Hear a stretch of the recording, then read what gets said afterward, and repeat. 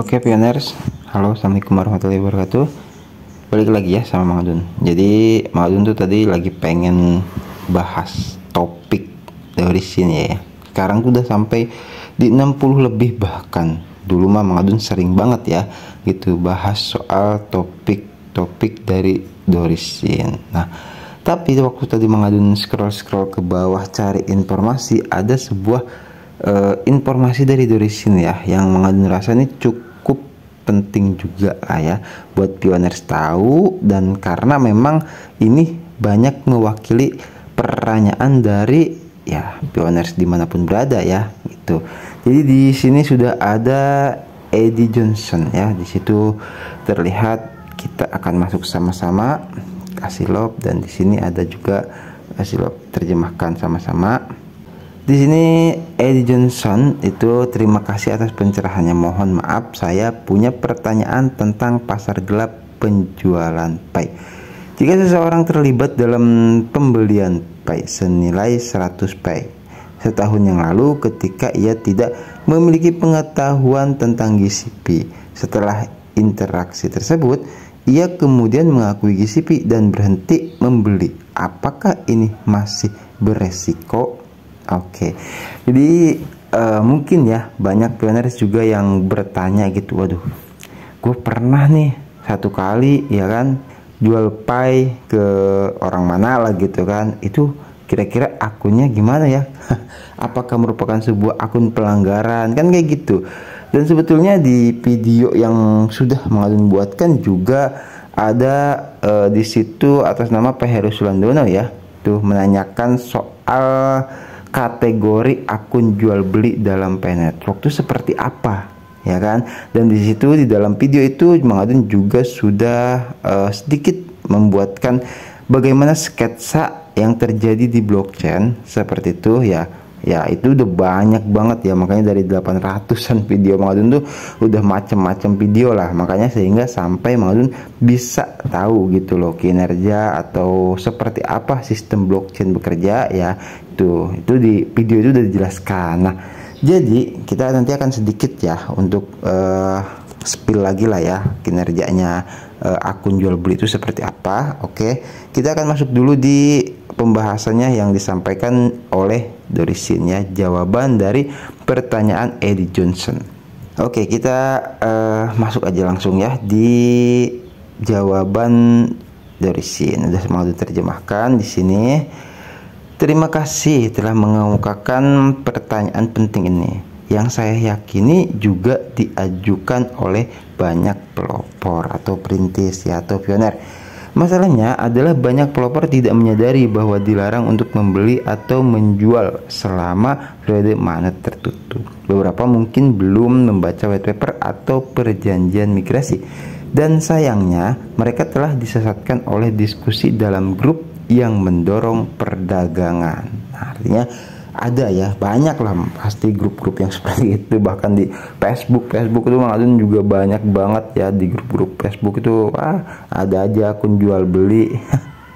Ya itulah yang terjadi, disampaikan oleh Dorisin juga, kenapa di suatu daerah itu terjadi KYC yang macet, KYC yang lambat, migrasi yang lambat juga ya, karena core team mengontrol dengan ketat daerah mana saja yang sekiranya itu akan mulus ketika painya itu dimigrasikan, KYC-nya itu diluluskan gitu.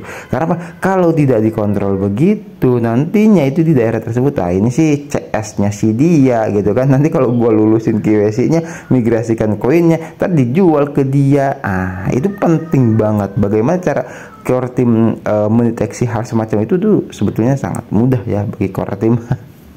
Oke, kita lanjutkan. Itu di Tiongkok ada pepatah ya, di sini anak nakal yang kembali lebih berharga daripada emas.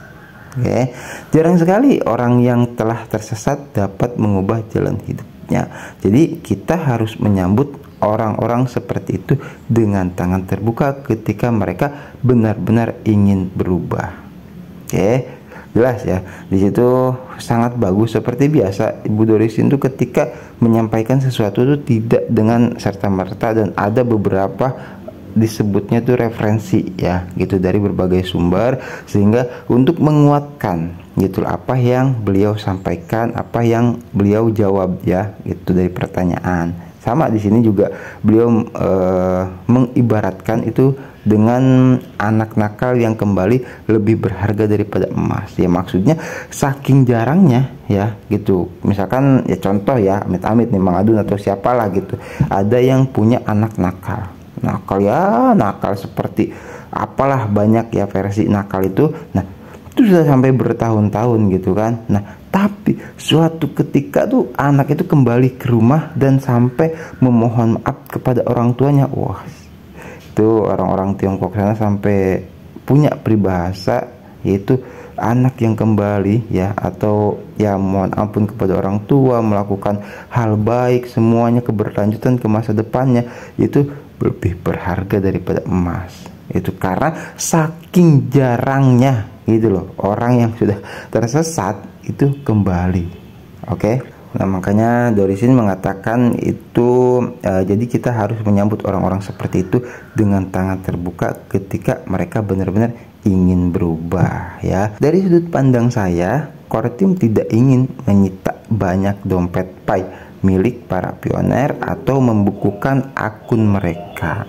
Inilah sebabnya proses KYC dan migrasi dilakukan secara lambat. Nah, di sini seperti ada seolah selektivitas ya, atau sistem diberlakukannya pemilihan terhadap akun dan dompet di sana gitu, atau dokumen KYC gitu kan, yang menyebabkan barusan ya Mang Adun jujur ini baru bacain juga gitu kan, maksudnya baru baca sama pioners gitu. Tadi kan udah sempat baca cuman nggak ngeh. Makanya ini benar ya dikatakan oleh Dorisin itu diulang kembali ya, sebab proses KYC dan migrasi dilakukan secara lambat, yaitu seolah-olah kayak dipilih-pilih gitu loh ya. Karena apa? Karena nanti setelah ini kita akan bahas lagi soal sistem di blockchain ya gitu, skemanya seperti apa. Terus banyak akun akan dibekukan dan sejumlah besar Pi dapat diambil kembali. Saya yakin tim core team senang melihat para pioner menyadari nilai Pi mereka. Saya juga menyarankan agar core team mempertimbangkan untuk memberi para pioner yang sebelumnya melanggar kebijakan dan sekarang secara aktif mendukung GCP kesempatan untuk menebus kesalahan dan memperbaiki kesalahan mereka. Core team dapat menyita Pi yang mereka peroleh di pasar gelap, tetapi mengizinkan mereka menyimpan dompet mereka. Nah, maksudnya kalaupun harus terjadi ya, itu hanya Pi-nya saja yang disita, tetapi di sini dompetnya tidak sampai disita juga, atau akunnya tidak sampai dibekukan. Oke, saya memahami bahwa banyak pelopor yang kehilangan Pi merasa tertekan. Jika mereka melihat GCP saat open mainnet, mereka mungkin akan melakukan tindakan ekstrim terhadap diri mereka sendiri. Waduh, ini jangan sampai terjadi ya kalau di Indonesia nih.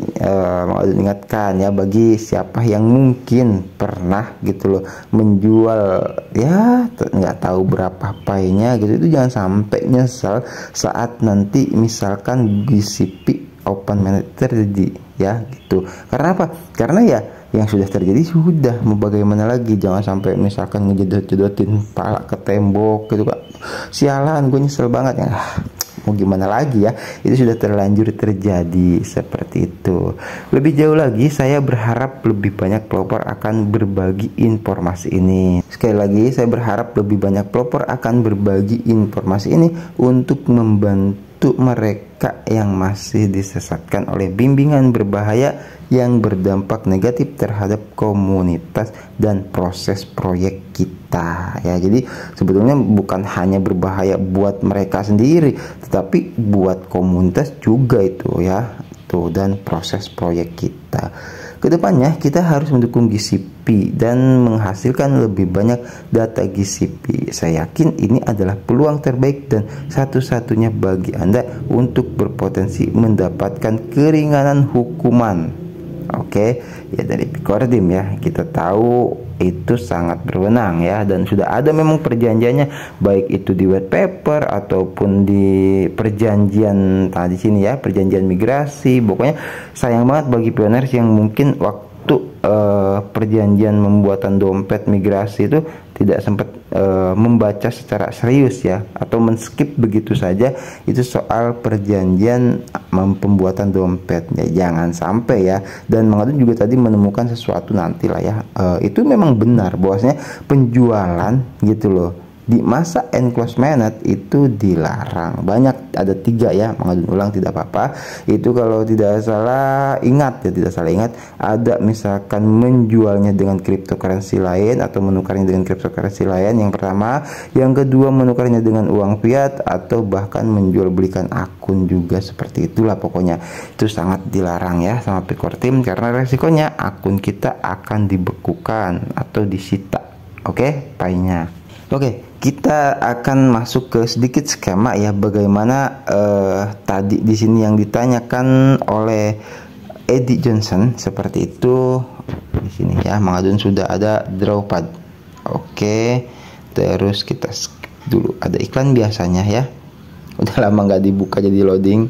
Kita masuk di portrait ya. Nah, di sini Mang Adun pengen sedikit coret-coret ya. Nah, yang terjadi kalau misalkan itu kan setiap ada transaksi ya, blockchain itu membuat blok kembali seperti ini. Misalkan Mang Adun dengan salah satu pioner di sini transaksi. Nah, ini blok ya. Nah, ini pioner, ini pioner. Nah, di sini misalkan Mang Adun ya. Oke. Nah, ketika Mang Adun misalkan membuat transaksi dengan siapa lagi, itu akan ada blok lagi. Nah, ini berapa jumlah pie-nya di sini ada. Oke. Nah, terus ya. Nah, kalau Mang Adun dengan yang lain, dengan pioner lain, terus membuat terus transaksi ya, misalkan seperti ini. Nah, yang akan terjadi dengan akun yang terdeteksi penjualan pie itu yang dicurigai oleh Picordim, ini kan transaksi nih, misalkan Mang Adun keluar ya, banyak blok yang dibentuk. Nah, ini tidak dicurigai karena apa? Karena blok-bloknya itu kan bercabang ya. Misalkan Mang Adun dengan Pak Ridho di sini ya, di sini Pak Ridho, terus di sini ada Pak Rusky, Pak Ridho dengan Pak Rusky. Nah, ini tidak dicurigai karena apa? Transaksinya itu kemana-mana, ya kan? Misalkan dengan Mbak Ayu di sini Pak Ridho, terus Mbak Ayu dengan siapa lagi. Nah, ini tidak akan terdeteksi. Yang dicurigai oleh Picordim ketika ada beberapa akun, nggak tahu Mang Adun ya berapa banyaknya yang bisa terdeteksi, misalkan seperti itu, karena dari satu transaksi saja terdeteksi kan seperti itu. Nah, itu masuknya ke satu, misalkan contoh di sini si A ya. Nah, si A masuk nih menjual pie ke si B di sini, terus di sini si C masuk juga ke si B, terus ini si D masuk juga ke si B, si siapa lagi E, dan seterusnya ya. Nah, itu pasti itu dicurigai karena apa? Kok ini banyaknya masuk ke si B gitu loh. Di sini si B ya, nih yang di tengah ini. Nah, itu bagaimana core team bisa jelas ya, karena kan sudah banyak juga kita bahas soal ya status akun yang atau sistem blockchain sebagaimana, udah sering kita bahas. Lihat-lihat lagi aja videonya di channel Mang Adun ya. Oke, itu hanya sedikit dari pembahasan bagaimana Picordim bisa tahu ya. Itu yang menurut Mang Adun ya pernah bahas sama-sama kita sama pioners. Oke. Baik ya, terima kasih. Kita akan lanjutkan lagi informasi penetworknya nanti ya. Ini buat nyoblos dulu di pilkada ya. Oke, baik ya pioners, Mang Adun pamit undur diri dulu. Tetap sehat, tetap lancar rezeki, tetap diberkahi dalam setiap urusannya. Wassalamualaikum warahmatullahi wabarakatuh. Thank you, bye bye.